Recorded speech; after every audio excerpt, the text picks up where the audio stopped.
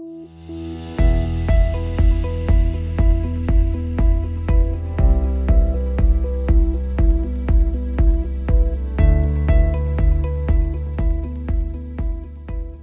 Brasil é uma economia totalmente integrada hoje às grandes cadeias internacionais. Além de exportarmos soja, minério, aviões, também importamos muito. Importamos matéria-prima para outras indústrias, importamos produtos acabados. E é para falar um pouquinho deste tema, o desembaraço da importação e exportação, como isso se insere nas grandes cadeias do transporte e principalmente do seguro, que eu estou aqui com o Eduardo Ribeiro Costa, despachante aduaneiro e que é também consultor atuando neste mercado e um parceiro aqui da Gap. Eduardo, obrigado por estar aqui dando essa entrevista para nós. Obrigado, Alex. O prazer é todo nosso estar aqui. A Gap tem sido inovadora e trazido produtos para o mercado segurador de relevância. E falar de importação e exportação, eu fico muito confortável, porque minha atuação nesse ramo de atividade já se insere, já alcança mais de 30 anos de atividade nesse segmento. Falar desse impacto, dessa correlação que existe entre aduana e seguro, também é algo que me deixa muito confortável, porque além de despachante aduaneiro, advogado, também sou comissário de avarias. Então, eu posso falar com propriedade sobre esses temas, esses interrelacionamentos de assuntos que tem entre alfândega, aduana e seguro de transporte.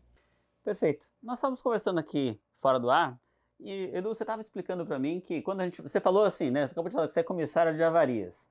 A avaria é uma coisa que efetivamente acontece, né? É da natureza daquilo que é aleatório, às vezes algum tipo de sinistro.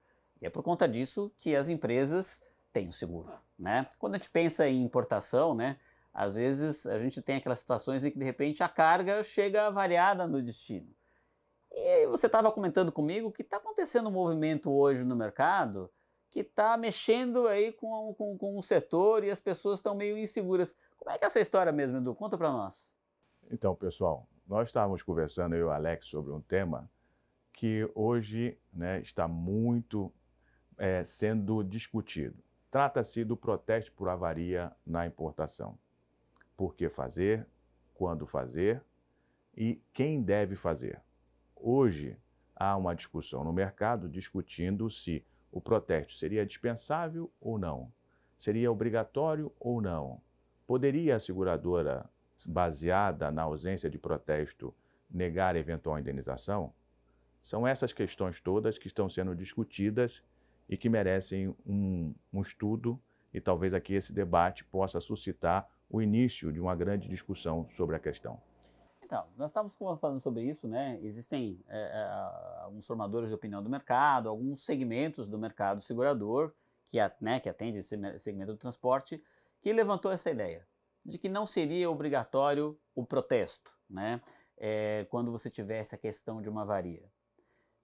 E, na verdade, o que a gente vai conversar aqui um pouco é dizer que não é bem assim, né? É importante que os transportadores, os corretores, os seguradores estejam cientes daquilo que é obrigatório, do que é obrigatório por lei, não é isso, Edu? Sim, perfeitamente, Alex. O que nós tínhamos discutido, estávamos tratando dessa questão, são duas coisas bem distintas, né? E aí há uma questão de ordem legal. Obviamente, se vocês quiserem se aprofundar sobre o tema, basta que vocês apenas então somente consultem as leis. As leis vão dizer que o protesto ele é obrigatório, ele é a manifestação do importador quanto ao inadimplemento do contrato de transporte.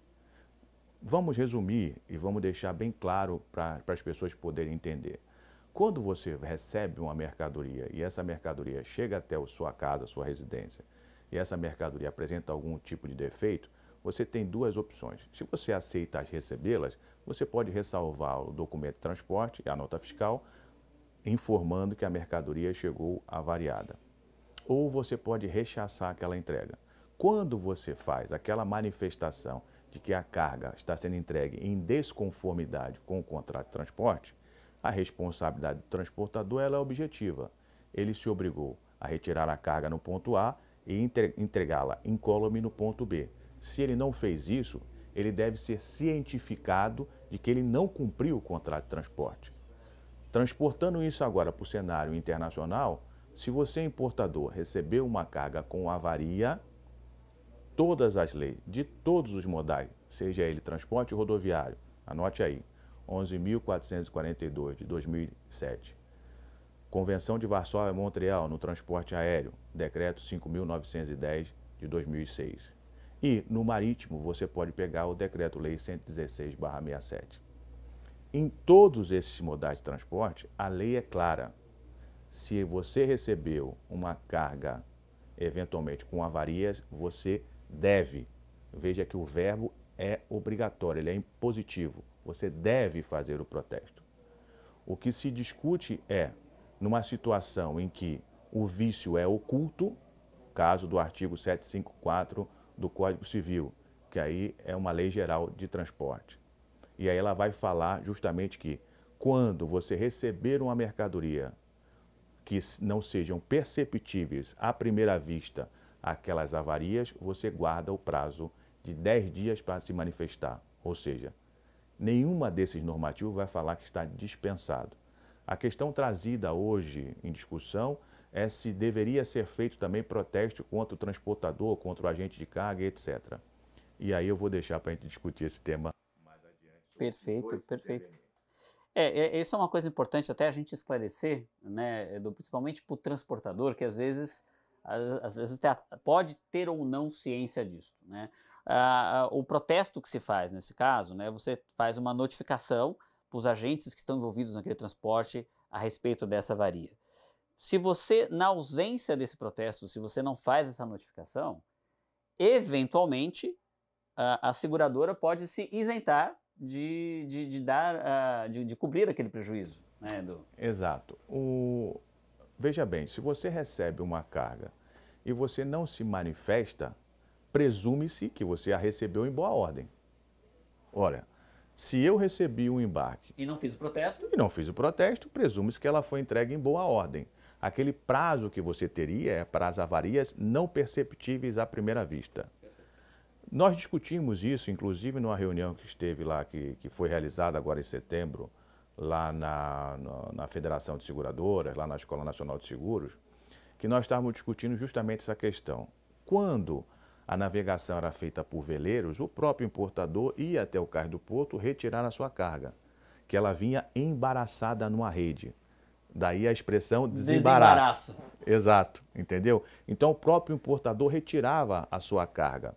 Daí porque existia aquele prazo, né, que você tinha que se manifestar do Código de Processo Civil de 1939, recomendo aqui a leitura de um grande advogado maritimista, Hugo Simas, que tratou muito bem dessa questão, inclusive nos seus comentários, e ele vai falar, obviamente, se você retirava a carga diretamente do navio, você recebia essa carga, e obviamente que o Código falava em 5 dias para você se manifestar.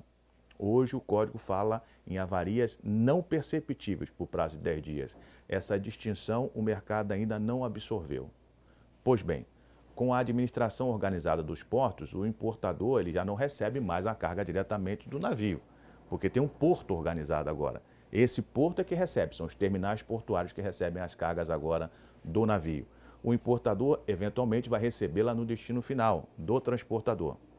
Só que as pessoas esquecem que há prepostos do importador localizado nos portos e aeroportos. São as figuras dos despachantes aduaneiros, que têm, inclusive, procuração desses mesmos segurados. Para atuar em nome desses... Exatamente. Então, quando a carga chega e ele sabe exatamente as condições que a carga chegou, por óbvio que ele deve se manifestar. Agora, se as avarias externas vão ter nexo de causalidade com o eventual sinistro constatado no destino, ainda assim não o desobriga de se manifestar com relação ao transportador e o agente de carga. Obviamente que são duas figuras que se discute que seria ou não obrigatório o protesto contra eles.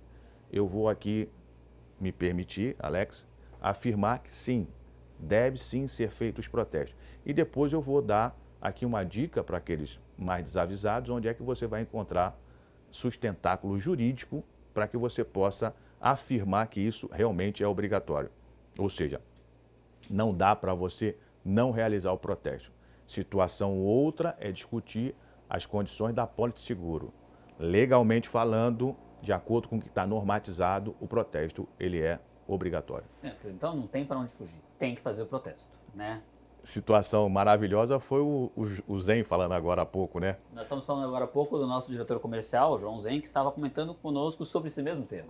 Exatamente. O João suscitou essa questão nessa discussão e ele falou de uma forma com muita propriedade. Nem sei se ele tem formação jurídica ou não.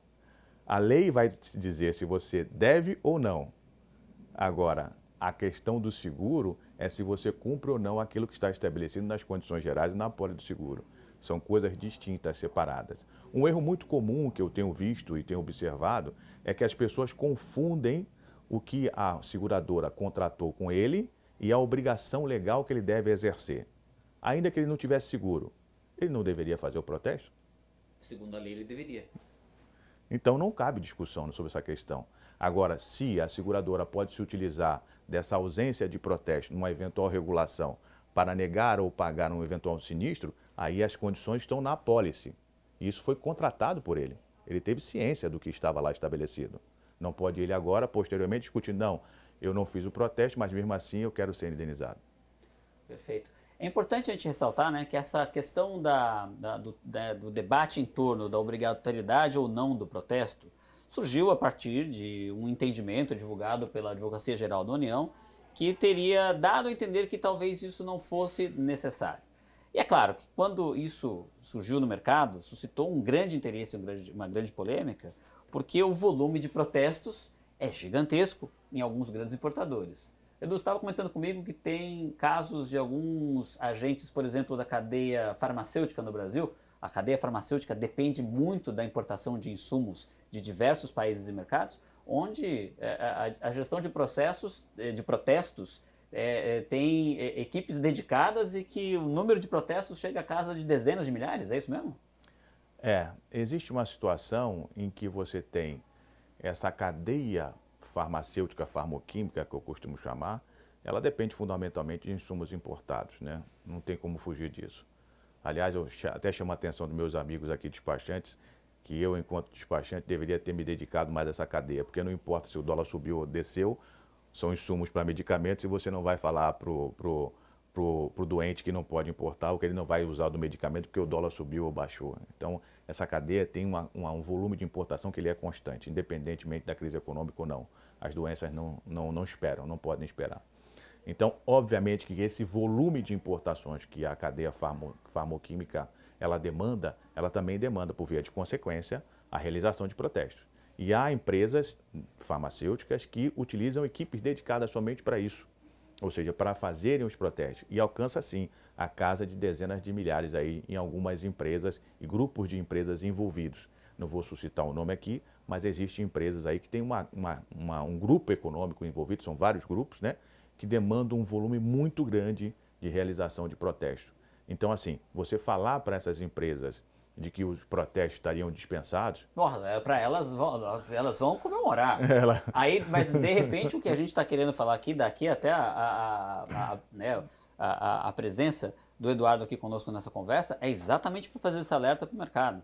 Não é bem assim. Se você simplesmente para de fazer seus protestos, você pode estar abrindo um flanco, uma vulnerabilidade muito grande no seu processo. Exatamente, porque você está deixando de cumprir uma obrigação legal. Então, vamos com calma. Na verdade, o protesto ele não vai ser dispensado porque ele tem uma previsão legal, ele está estabelecido em lei. Ele somente poderia ser dispensável se houvesse uma alteração na lei. Essa lei não foi alterada. E para uma lei ser alterada, todos nós sabemos que hoje demanda um projeto de lei para tramitar no Congresso Nacional. Então não houve alteração nenhuma no conjunto normativo, os protestos continuam sendo obrigatórios por determinação legal. O que se discute hoje, o que parece que surgiu uma situação foi no sentido de que poderia ou não, ou seria obrigatório ou não fazer protesto contra agente de carga ou terminais. Aí é uma outra situação que eu posso dizer que também permanece obrigatório. Mas aí, se fosse ainda o caso, né, seria uma coisa muito específica, né? E de qualquer forma, a gente sempre tem que lembrar que toda essa questão do seguro de transporte, né, está subordinado àquilo que a autarquia, a SUSEP, determina. E se não tem nenhum entendimento da SUSEP nesse sentido, vale o antigo, certo? Sim, e mesmo porque a própria autarquia ela não vai poder Seria o caso até um caso meio que escatológico, né, da SUSEP eventualmente fundamentar um parecer contrário à lei, né? Ou seja, a autarquia e a administração pública têm o dever de cumprir a lei, né? Não há poder discricionário de dizer alguma coisa contrária àquilo que está estabelecido em lei. Então, jamais a autarquia poderá dirimir ou emitir um parecer contrário ao disciplinamento legal. O que se discute são essas minúcias com relação. Seria cabível também o protesto contra o agente de carga? Seria cabível o protesto também contra o terminal, o recinto alfandegado de depósito? São essas questões que estão sendo suscitadas, mas com a roupagem de que o protesto não seria obrigatório, o que causa, né, um certo alvoroço, desconforto e preocupação para as companhias seguradoras, no sentido de que o entendimento não é esse, né? E nem pode ser, porque contraria a disposição expressa de lei. Perfeito, perfeito. Então esse é um alerta importante que nós estamos trazendo aqui para o mercado. Eduardo, você acha que assim, tem mais algum alerta importante que a gente deve fazer para esta cadeia do transporte, das seguradoras, que a gente não abordou aqui na nossa conversa? Tem algum ponto que é fundamental ressaltar? Eu diria para vocês o seguinte, o Alex chamou bem a atenção, que obviamente que o protesto, sendo uma figura jurídica, né, em que o importador deve se manifestar com relação a inadimplemento de contrato, eu chamo a atenção para vocês de uma situação que vai avançar um pouco mais. E talvez esse tema vai ficar ainda mais em evidência. Eu estou falando aqui dos operadores econômicos autorizados e da vigência, né? Já está funcionando a implementação do INPE, a Declaração Única de Importação, em que vai permitir que o importador, como outrora, há 80 anos atrás, retire a carga diretamente quando descarregado no navio. Mas assim, isso vai causar uma mudança grande. Fala pra gente um pouco mais, Edu. Isso aí é algo que traz impactos grandes para para todas as cadeias de suprimento que tem forte ligação com a importação. E hoje a gente está falando praticamente de todas. Toda a indústria de produtos acabados, a indústria de eletrônicos, a gente falamos aqui da indústria de farma, mas a indústria de alimentos, hoje, como a gente falou no início da nossa entrevista, né? Hoje, todas as grandes cadeias de importância no Brasil, elas estão integradas às economias internacionais. Sim. E dependem de insumos.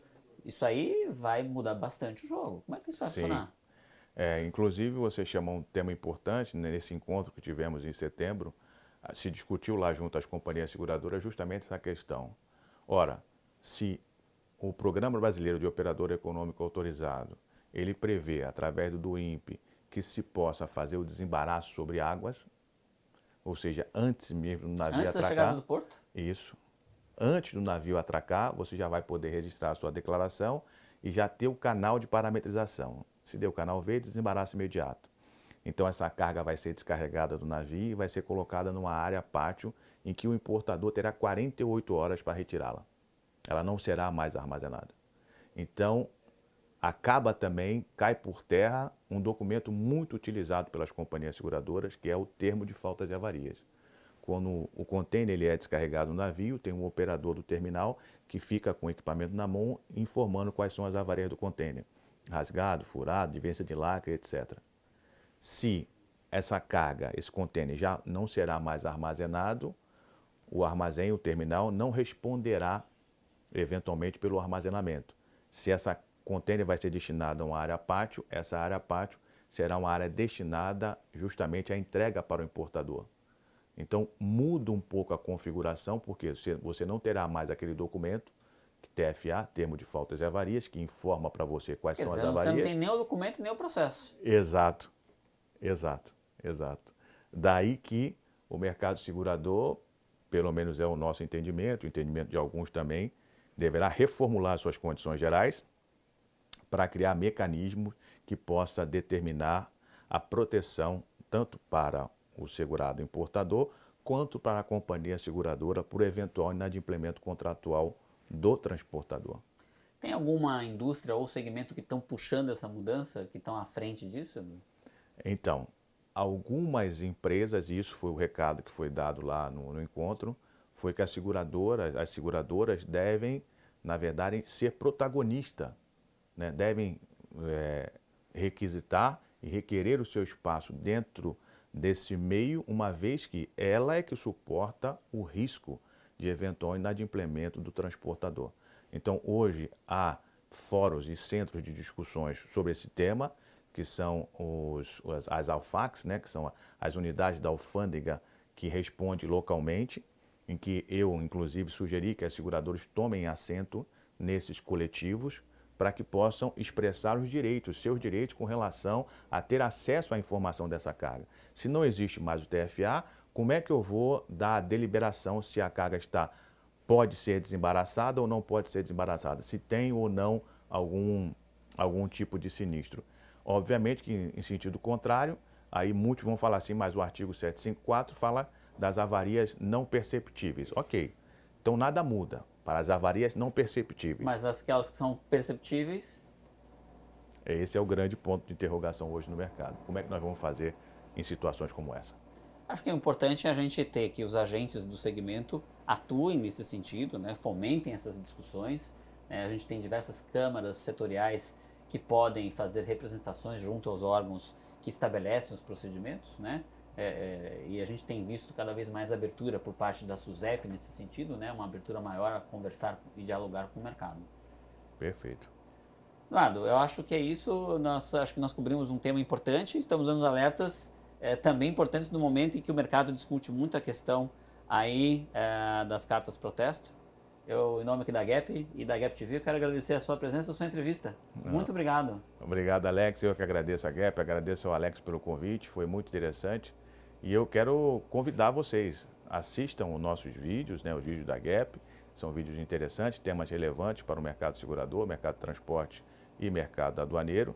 E que vocês, na verdade, mandem temas aqui para o nosso Alex aqui, para que a gente possa trazer discussões aqui relevantes para a Gap, exercendo esse papel de fundamental importância para o mercado segurador.